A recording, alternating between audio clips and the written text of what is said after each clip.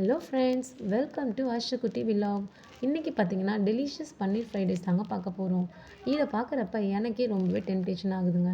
கண்டிப்பாக நான் செய்கிறத பார்த்துட்ருக்க உங்களுக்குமே இப்போது ரொம்பவே டெம்டேஷன் ஆகிருக்கும்.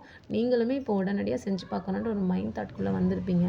சரி, ஓகே. அப்போ நான் செய்கிறத பார்த்துட்டு நீங்களுமே வீட்டில் போய் செஞ்சு பார்த்துட்டு எப்படி இருக்குன்னு எனக்கு ஒரு கமெண்ட் பண்ணுங்கள். பிடிச்சிருந்தா லைக் பண்ணுங்கள். அதுக்கு முன்னாடி என்னோடய சேனலை சப்ஸ்கிரைப் பண்ணுங்கள். இப்போது எடுத்து வச்சுருந்த ஆனியனை ஃப்ரை பண்ண ஸ்டார்ட் பண்ணியாச்சு. ஃப்ரை பண்ணிவிட்டு சைட்லேயே பார்த்தீங்கன்னா பன்னீரையும் ஃப்ரை பண்ண ஸ்டார்ட் பண்ணியாச்சு. இப்போது நம்ம வதங்கி இருந்த ஆனியனில் கேப்சிகம், கேபேஜ், அப்புறமா கேரட், இது இல்லாமல் உங்கள் வீட்டில் எக்ஸ்ட்ரா வேறு ஏதாவது காய்கறிகள் இருந்தாலுமே நீங்கள் போட்டுக்கலாம். ஃபார் எக்ஸாம்பிள் பீன்ஸ் போட்டுக்கலாம், பச்சை பட்டாணி போட்டுக்கலாம். இதெல்லாமே போட்டு கூட நீங்கள் பண்ணிக்கலாம். இன்றைக்கின்னு பார்த்தீங்கன்னா எங்கள் வீட்டில் இது 3 தாங்க இருந்துச்சு. ஸோ அதனால் இது 3 மட்டும் போட்டு நான் பண்ணேன். எப்படி இருக்குன்னு பாருங்கள். இப்போ பார்த்தீங்கன்னா இதில் கொரியாண்டர் லீஃப், அப்புறமா தனி மிளகாய் தூள், உங்கள் வீட்டில் என்ன ஃப்ளேவர் நீங்கள் தனி மிளகாய் தூள் யூஸ் பண்ணுறீங்களோ என்ன வேணாலும் போட்டுக்கலாம்.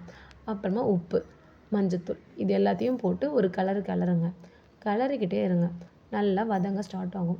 இது நல்லா வேகணுங்க. இந்த காய்கறிகள்லாம் நல்லா வெந்தால் தான் உங்களுக்கு சாப்பிடும்போது ஒரு வாய்க்குள்ளேயும் தட்டுப்படாது. ஸோ உங்கள் வீட்டில் குழந்தைங்களும் நல்லா எம்மியாக சாப்பிடுவாங்க. இப்போ பார்த்தீங்கன்னா நம்ம ஆல்ரெடி ஃப்ரை பண்ணி வச்சுருந்த பன்னீர் எடுத்து அதில் போடுங்க. போட்டு நல்லா ஒரு கலருங்க. கிளறிக்கிட்டே இருங்க. நெக்ஸ்ட்டு பார்த்தீங்கன்னா இன்னும் கொஞ்சம் உங்களோட டேஸ்ட்டுக்கு ஏற்ற மாதிரி தனி மிளகாத்தூளையும் போட்டுக்கோங்க. உங்களுக்கு காரம் பத்தலைன்னா காரம் போட்டுக்கோங்க. சப்போஸ் காரம் வேண்டாம் அப்படின்னு நினைக்கிறவங்களா இருந்தால், குழந்தைங்கலாம் சாப்பிட்றதா இருந்தால் காரம் தேவைப்படாது. ஸோ கொஞ்சம் மைல்டாகவே காரம் போட்டுக்கோங்க. இதில் பார்த்தீங்கன்னா ரொம்பவே ஹெல்தியானதுங்க.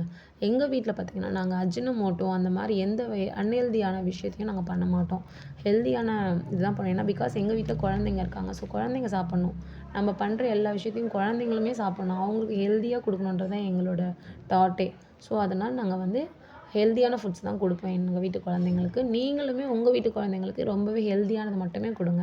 இதை பார்க்குறப்ப எனக்கே டெம்ப்ட் ஆகுது. நீங்களும் போயிட்டு இப்போவே பண்ணி சாப்பிட்டு பாருங்கள்.